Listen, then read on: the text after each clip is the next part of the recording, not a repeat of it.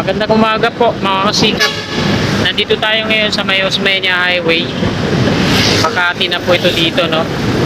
Ito yung viaduct ng Skyway Stage 1. Ayan naman yung flyover mula dito sa kaliwa patungo dito sa kanan, EDSA.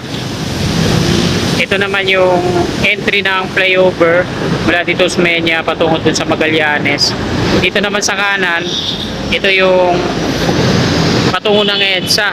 Kakanan dyan, pa-southbound ng EDSA.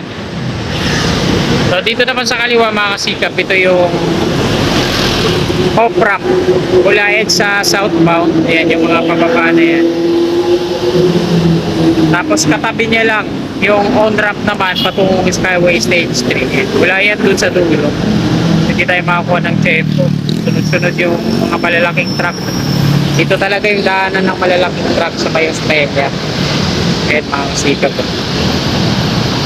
Bali meron na siyang 1, 2, 3, 4, 5, 6. 8 span na yata ito. Ayan, mula dito sa dulo. Ayan. 1, 2, 3, 4, 5, 6. So, 7 ata. Kung di ako nagkakamali o 8. Hindi ko kasi mabilang eh. Wala tayo dun sa gilid eh. Hindi ko matingnan ng maayos. Pero ayan na yung update yan. Mula dun sa off-ramp. Magaling EDSA southbound patungo dito sa Osmeña. Tapos isa naman yung on-ramp. Magkatabi lang sila on-ramp, off-ramp. Ayan yung ano nyo. Mga steel girders na naka-install dyan.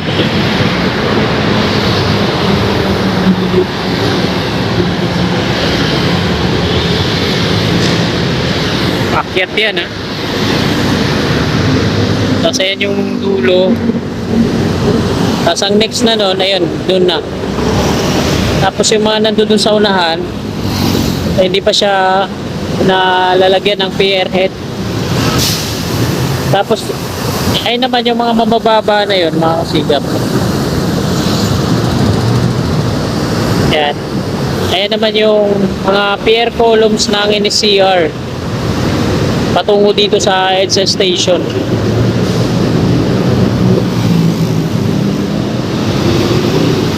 Ayan.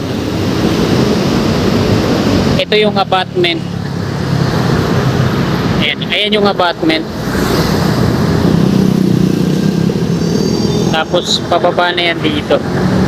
Wala nang ibang columns dyan. Wala dyan sa abutment. Patungo na yan dito. At grade kasi siya sa part na to. Ayan. Mula dito sa abutment. Yan.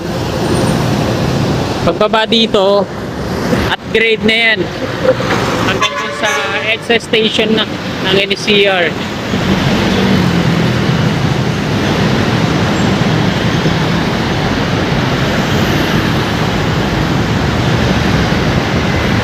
Ang ganda sana ng magiging vlog natin dito kung lumilipad ang drone dito, no? Kaso wala. Negative. May mga nakikita akong mga video dito. Maganda yung kuha nila. Mga workers po yata dyan yung nagbablog sa mga condominium na yan. Maganda yung kuha nila, no? So hindi naman natin pwedeng kunin yung video nila eh. Mayroon tayo ng violation.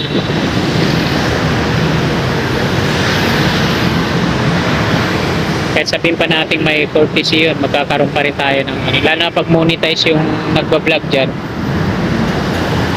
Wala tayong revenue dun. May violation na tayo. Ang revenue pa ng video natin mapupunta sa kanila. Eh alam nyo naman sa napakahigpit na ngayon. Hindi na basta-basta kumikita sa pagbablog.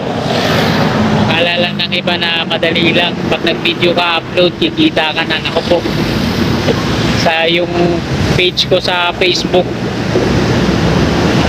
ilang taon na hanggang ngayon, di pa ako nakakatikim ng biyaya. Pero di pa rin ako sumusuko, upload lang ng upload dun. Malay nyo, magkaroon ng himala, sabay ganun. Ayan, mga kasikap.